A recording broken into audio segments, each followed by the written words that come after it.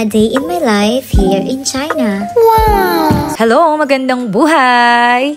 Another vlog for today's video, guys. Day off natin ngayon, kaya gagala tayo today. Pupuntahan natin ngayon ang Taidong Night Market dito sa Qingdao, China.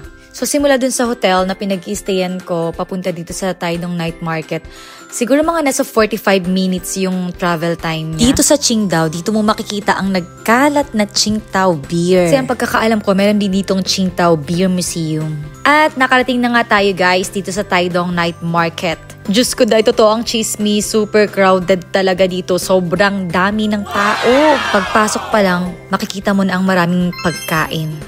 Welcome here at Taidong Night Market. Tara, samahan niyo ako, guys. Iba't ibang putahe ang makikita mo dito, iba't ibang pagkain, yung mga bago sa paningin mo, pero iisa lang ang masasabi ko, lahat dito mas marami ang seafoods. Hindi naman sila ganun kahilig sa seafoods, no? Charis, pag titingnan mo lahat ng pagkain, parang gusto mong tikman isa-isa. So ngayon, maghahanap tayo ng una natin titikman.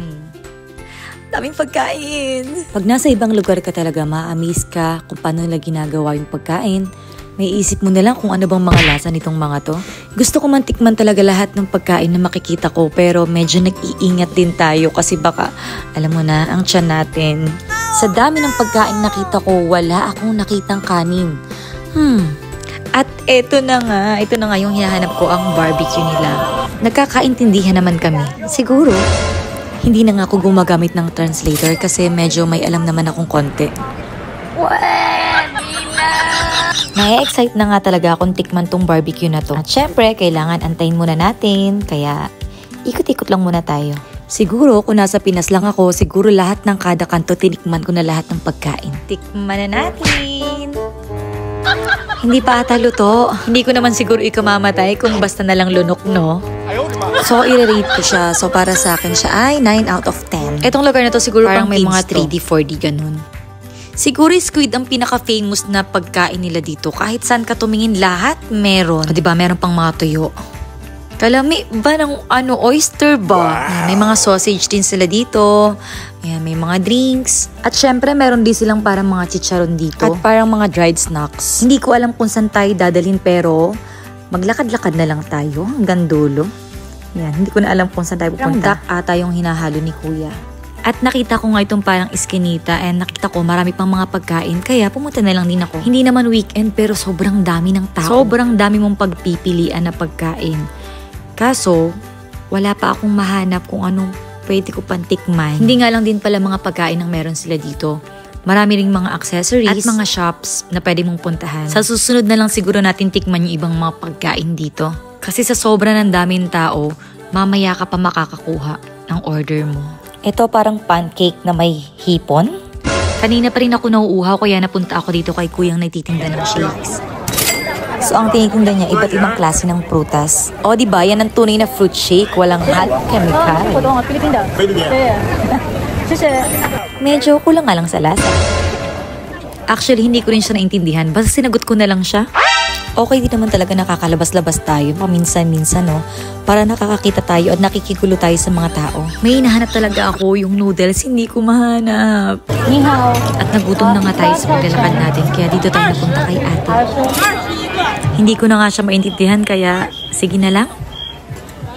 Buti na lang may upuan kasi nakakapagod na rin ang kalalakad. Naikot ko na ata ang buong market.